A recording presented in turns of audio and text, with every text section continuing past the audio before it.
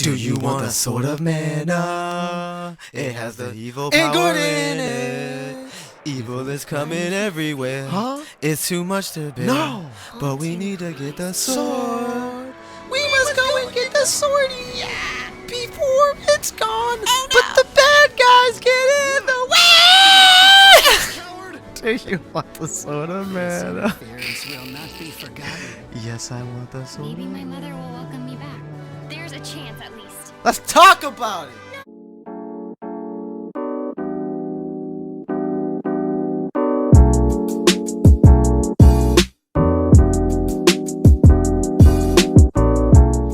Trials of Mana in itself is a gift-wrapped remake. The beautiful graphics, the beloved characters, the awesome combat is pleasing not only to the eyes, but in bringing joy to the soul. This review is based on the Nintendo Switch version of the game. The game has 6 playable characters, with one you pick as your main character. There's Duran, Hawk, Kevin, Angela, Lise, and Kali. I personally picked Angela as my main with Kevin and Hawk as my sides. My team was unstoppable. The game hooks you in with semi-decent story designs that progress further into the game as you dive in through flashbacks and entwining and tangling all the characters together. It's never really cheesy, but it's never really fully fleshed out like most storyline RPGs. There is a class tree and class specialization that you can pick, and the end result in your ending class can depend solely on those decisions.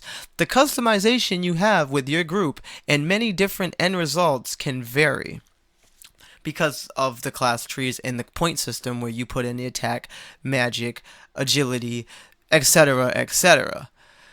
On my playthrough with the Nintendo Switch version of the game, I didn't have any game crashes or game-breaking bugs. However, I did see few frame rate errors and frame rate drops. Despite those, my playthrough of the game was quite enjoyable. I never actually played the first in the very original Trials of Mana, so jumping straight into the remake, I was addicted right away. My playthrough of the game is on Husky Puppy TV's YouTube page, or you can also catch me live on Twitch at Husky Puppy TV for any future games of the games that I play, and I will have reviews up on the NGI channel. The difficulty of this game isn't punishing as some games may be, especially in RPG like video games. My playthrough was entirely on the normal difficulty, and I really only had trouble on the very post-endgame stuff. Speaking of post-endgame stuffs, I've got around 25 hours of content on my first playthrough, and that's doing almost everything I could. All the penguin cactuses, as I like to call them, and all the story and post-game story. I'm sure if you wanted to play again with New Game Plus, or try other characters that you haven't gotten to know or play, as you only get to pick 3, you could easily get about 50 or 60 hours out of this game, give or take.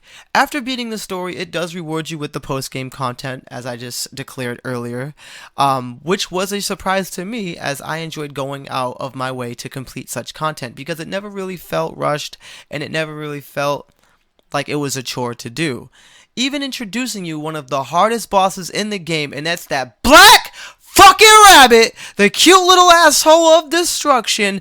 Pucker up, boys, it's gonna be a doozy when you fight that little shit. The combat system is beautifully designed, where it doesn't feel out of place, but it's smooth enough to get away with how they did it. The only thing that was annoying with the combat system is in some circumstances it would get in the way of your fighting and you wouldn't know what the hell you're doing. And I'm not talking about the combat, I meant to mean the camera angles would get in the way of you fighting and you wouldn't be able to know what you're doing. Voice acting is a bit tongue-in-cheek sometimes, but you can fix it by turning on Japanese voice actors, and then it's a done deal.